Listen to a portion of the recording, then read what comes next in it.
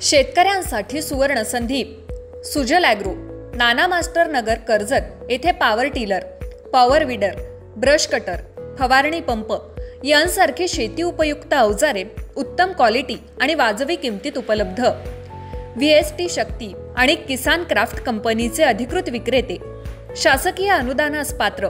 आजच सुजल ॲग्रो, नाना मास्टर नगर येथे भेट द्या आणि आपल्याला आवश्यक असलेली शेती उपयुक्त अवजारे खरेदी करा. संपर्क 9665989111 8625060787. कर्जत खालापूर मतदारसंघाचे आमदार श्री महेंद्र थोरवे यांच्या अध्यक्षतेखाली कर्जत तहसील कार्यालयातील प्रशासकीय भवनात आपत्कालीन आढावा बैठकीचं आयोजन करण्यात आलं. या बैठकीत विविध शासकीय विभागांच्या प्रमुख अधिकाऱ्यांनी उपस्थित राहून तालुक्यातील विकास कामांचा आढावा सादर केला. यावेळी बोलताना आमदार श्री महेंद्र थोरवे म्हणाले, सध्या समाजामध्ये शंका आणि अपप्रचारांचं वातावरण पसरवलं जात आहे. अनेक अधिकाऱ्यांवर अनावश्यक दबाव टाकला जातोय. कोणत्याही अधिकाऱ्यानं अशा दबावाला बळी पडू नये. अशा प्रकरणांना या मतदारसंघात थारा दिला जाणार नाही. शासन आणि प्रशासन जेव्हा एकत्र येतं तेव्हाच विकासाला गती मिळते. आपण सर्वांनी टीमवर्कच्या माध्यमातून काम केल्यास निश्चितच सकारात्मक बदल घडून येतील. तसंच त्यांनी स्पष्ट केलं की कर्जत तालुक्याला पर्यटन तालुका घोषित करण्यासाठी शासन स्तरावर प्रयत्न सुरू आहेत. यासाठी स्थानिक पातळीवर प्रत्येक विभागानं समन्वय राखून काम करणं गरजेचं आहे. हे त्यांनी अधोरेखित केलंय. या बैठकीस उपविभागीय अधिकारी श्री DD टेळे, तहसीलदार डॉक्टर धनंजय जाधव, गटविकास अधिकारी श्री सुशील पाटील, पोलीस निरीक्षक श्री सुरेंद्र गरड, माथेरानचे अधीक्षक श्री सुरेंद्र ठाकूर, मुख्याधिकारी तानाजी चव्हाण, वनपरिक्षेत्र अधिकारी समीर खेडेकर, सहाय्यक निबंधक शरयू सामंत, माजी नगरसेवक ॲडव्होकेट संकेत भासे, श्री अभिषेक सुर्वे, प्रसाद थोरवे यांच्यासह सर्व शासकीय विभागांचे अधिकारी उपस्थित होते. बैठकीत विविध विभागांनी आपल्या अडचणी आणि प्रगती अहवाल मांडले. भूमी अभिलेख विभागानं मोजणीच्या कामांमध्ये मनुष्यबळ अपुरं असल्याचं सांगितलं. अंगणवाडी विभागाच्या भारती साताळकर यांनी लेक लाडकी योजनेत 499 लाभार्थ्यांपैकी 471 मुलींना पहिला हप्ता वितरित झाल्याचं सांगितलं. 45 अंगणवाड्यांना अद्याप स्वतःची जागा नसल्याचंही यावेळी स्पष्ट झालं. गटशिक्षणाधिकारी श्री अनंत खैरे यांनी तालुक्यातील 355 शाळा 16 जून पासून सुरू होत असल्याची माहिती दिली.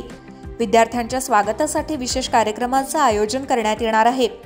तहसीलदार डॉक्टर जाधव यांनी रेशनिंगसाठी 3 गोदामं असून पावसाळ्याच्या पार्श्वभूमीवर 3 महिन्यांचे धान्य एकत्र आणले जाणार असल्याचं सांगितलं. ST आगार व्यवस्थापक श्री दयानंद मोरे यांनी नवीन 10 ST बस मिळण्याची गरज असल्याचं व्यक्त केलं. कर्मचारी अपुरे असल्यामुळे नव्या मार्गांवर सेवा सुरू करणं अडचणीचं असल्याचंही सांगितलंय. बिसेगावजवळ प्रवाशांसाठी निवाऱ्याची गरजही मांडण्यात आली.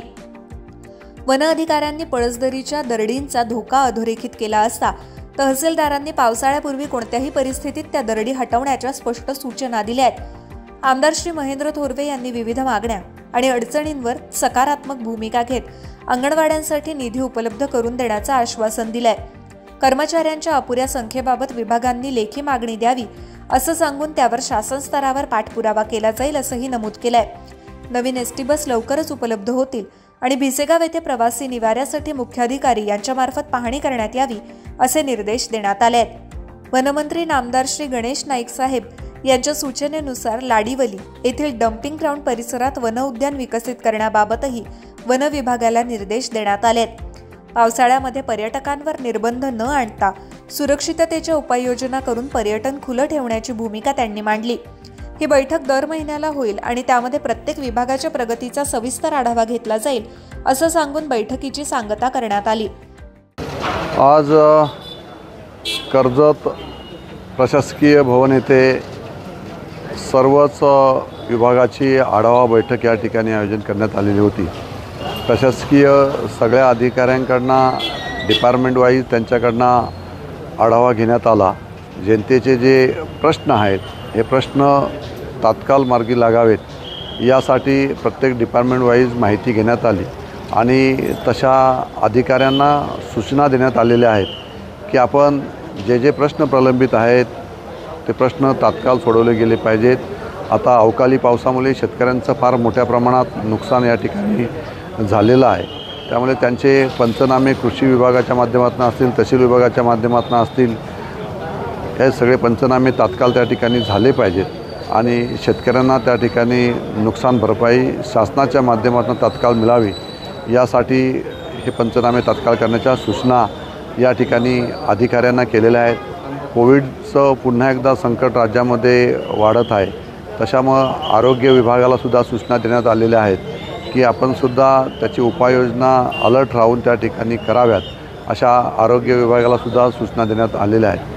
जे प्रश्न असतील, आदिवासी समाजाचे जातीचे दाखले असतील, ते जातीचे दाखले तात्काळ त्या ठिकाणी त्यांना देण्यात यावेत, अशासुद्धा सूचना करण्यात आलेल्या आहेत. कारण जातीचे दाखले जोपर्यंत आदिवासी समाजाच्या लोकांना त्या ठिकाणी मिळत नाही तोपर्यंत शासनाच्या योजनांचा लाभ त्यांच्यापर्यंत पोचत नाही. यासाठी जे प्रश्न प्रलंबित होते या सगळ्या प्रश्नांसंदर्भात अधिकाऱ्यांना या ठिकाणी सूचना देण्यात आलेल्या आहेत. तसेच अधिकारी वर्गासुद्धा या ठिकाणी संभ्रमित अवस्थेत होते की त्यांना वेगवेगळ्या पद्धतीने त्या ठिकाणी काही लोकांकडनं या ठिकाणी त्यांना पॉलिटिकली प्रेशर त्या ठिकाणी त्यांना देण्यात येतं, ते सुद्धा त्यांच्यावर येऊ नये म्हणून अधिकाऱ्यांना तसं सांगितलेलं आहे की आपण चांगलं काम आपण समाजासमोर उभं करावं आणि यासाठी तुम्हाला जे लागेल ते सहकार्य करण्याची भूमिकासुद्धा लोकप्रतिनिधी म्हणून आम्ही एकत्रपणे शासन आणि प्रशासन हे एकत्रपणे ज्या दिवशी आपण येऊन काम करतो तेव्हा विकासाला गती येत असते आणि विकासाला गती देण्याच्या दृष्टीनेच पुन्हा एकदा या मतदारसंघाचा एक शाश्वत विकास व्हावा या दृष्टीनेच आम्ही ही पावले उचललेली आहेत. आता सरकारच्या माध्यमातून देवेंद्रजी फडणवीस साहेब मुख्यमंत्री म्हणून आणि उपमुख्यमंत्री शिंदेसाहेब असतील, अजितदादा असतील आणि एक सरकारमधील आमदार म्हणून आम्ही एक दूरदृष्टी ठेवून या मतदारसंघाचं एक विजन ठेवलेलं आहे. विकासात्मक दृष्टिकोन ठेवून आम्ही या मतदारसंघाचा शाश्वत विकास व्हावा या दृष्टीने आम्ही काम करत आहोत. यासाठीच आपण या प्रशासकीय अधिकाऱ्यांची या ठिकाणी आढावा बैठकीचं आयोजन करण्यात आलेलं होतं. साहेब, गेल्या अनेक दिवसांपासून मागणी होती निबंधक कार्यालयाची, ते देखील आता प्रशासकीय भवनात हलवण्यात आलेली आहे. काय यातून आता फायदा होणार? होय, खरं तर कर्जतच्या जनतेची गेली कित्येक वर्षाची ती मागणी होती की हे प्रशासकीय भवन जे होतं ते पूर्वीपासून म्हणजे या देशाला स्वातंत्र्य मिळायच्या अगोदरपासून ते पूर्वीपासूनच हे वरती त्या ठिकाणी जसं स्वातंत्र्य मिळालं तेव्हापासून हे कार्यालय जे होतं हे कचेरीवरती त्या ठिकाणी होतं आणि म्हणून ते सिनियर सिटीजन असणाऱ्या लोकांना त्या ठिकाणी जाण्यास फार त्रास होत होता आणि म्हणून प्रशासकीय भवन हे या ठिकाणी शहरामध्ये खाली या ठिकाणी यावं अशी गेली कित्येक वर्षाची मागणी संपूर्ण कर्जतच्या जनतेची होती. आणि आम्हीसुद्धा या मतदारसंघाचा आमदार झाल्यानंतर एक विजन ठेवलेलं होतं की प्रशासकीय सगळ्या जे ऑफिसेस आहेत ते एका छताखाली या ठिकाणी एकाच बिल्डिंगमध्ये यावेत, जेणेकरून जनतेला प्रत्येक ठिकाणी न जाता एकाच ठिकाणी या ठिकाणी येऊन त्यांचे जे प्रश्न आहेत ते सोडवले जातील. आणि यासाठीच प्रशासकीय भवन या ठिकाणी उभारलं गेलं आहे. आणि या प्रशासकीय भवनमध्ये आज आपण या ठिकाणी सहाय्यक निबंधक कार्यालयाचं आज या ठिकाणी उद्घाटन करण्यात आलेलं आहे. या ठिकाणीसुद्धा आता या ठिकाणी ज्या लोकांना कचेरीवर जायला लागत होतं ते तिकडे न जाता या ठिकाणी आता नव्याने सुविधा आपण या ठिकाणी उपलब्ध करून दिलेली आहे. जनतेचा हा एक मोठा प्रश्न या ठिकाणी सोडवण्यात आलेला आहे आणि त्यामुळे सगळ्यांनाच याचं एक आनंद आहे की गेली कित्येक वर्ष जो प्रलंबित प्रश्न होता तो या ठिकाणी आज सोडवण्यात आलेला आहे.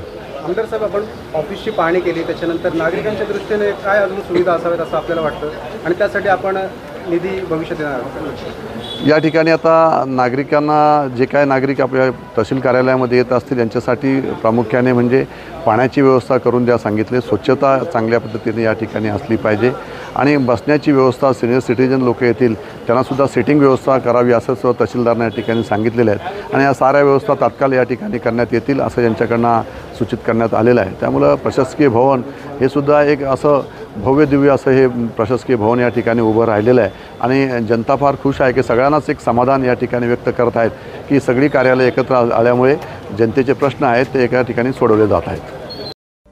ज्ञानेश्वर बागडे, विकासनामा.